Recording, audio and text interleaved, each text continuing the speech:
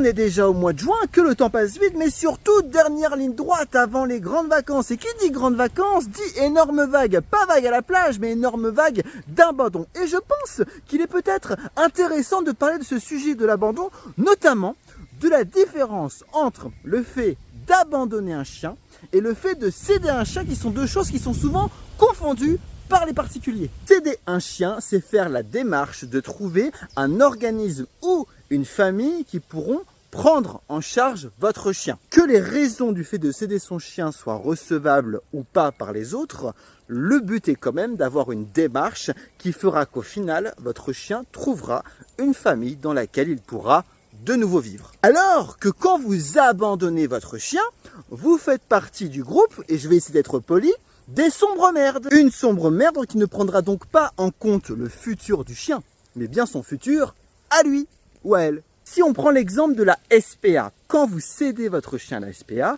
vous allez à l'accueil, vous dites « je voudrais céder mon chien », vous payez des frais, vous repartez, mais au moins vous déclarez le fait de céder votre chien. Il y a une traçabilité par rapport à ça. Quand vous abandonnez votre chien à la SPA, vous allez devant la SPA, vous déposez le chien comme si c'était un colis et vous partez.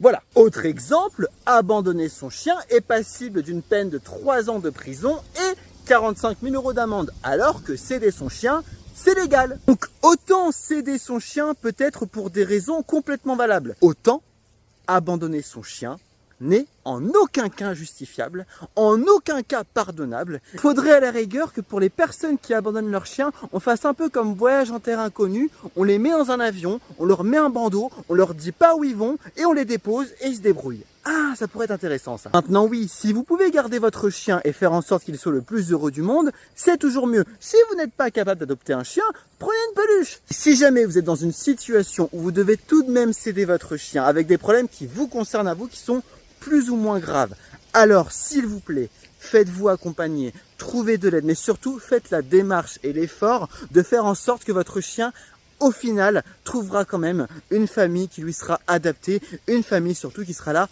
pour lui. Son bonheur et son épanouissement, c'est surtout ça le plus important.